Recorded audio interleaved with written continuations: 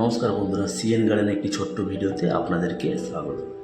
বন্ধুরা, আমি প্রথমবার পদ্ম ফুল করছি। তো বন্ধুরা, একটি গামলাতে আমি পাক তুলে নিয়েছি, আর এই পুকুরটি থেকে আমি পাক তুলে নিয়েছি, আর কিছু দিচ্ছি না। আর এই টিউবারগুলি আমি ফেব্রুয়ারি মাসে আমার বন্ধুর বাড়ি থেকে নিয়ে এসেছিলাম। তো এগুলো জলে ডুবিয়ে রেখে দিয়েছিলাম একটি বালতিতে।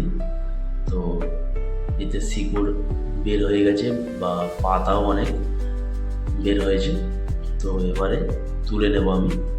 বন্ধুরা দেখতে পাচ্ছেন শিকড় গজিয়েছে।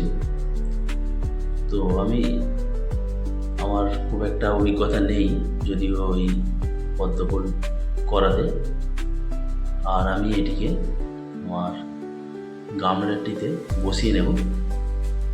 তো আমি আর কিছুই দিইনি, এই গামলিতে আমি একটু ফাঁকা করে নেব হাত দিয়ে।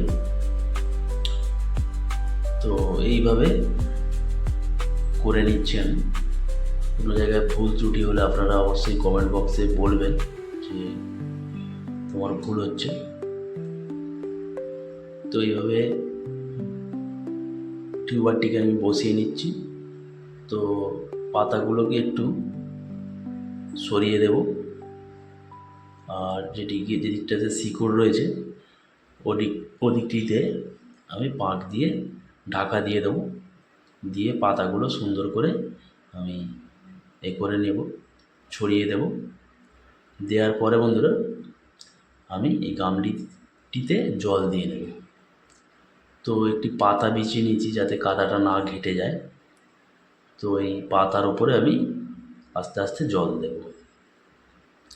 তো বন্ধুরা, আমি তো নতুন করছি, আমার অতটা অভিজ্ঞতা নেই পদ্মফুল করাতে। তো এইভাবে আমি জল ভর্তি করে নিয়েছি, বা পুরোটা ভর্তি করে নিই। তো অর্ধেকটার মতন ভর্তি করে নিয়েছি যাতে পাতাগুলো ভাসতে পারে, আর নিচের দিকের কিছু পাতা আছে সেগুলো যাতে না ডুবে যায়।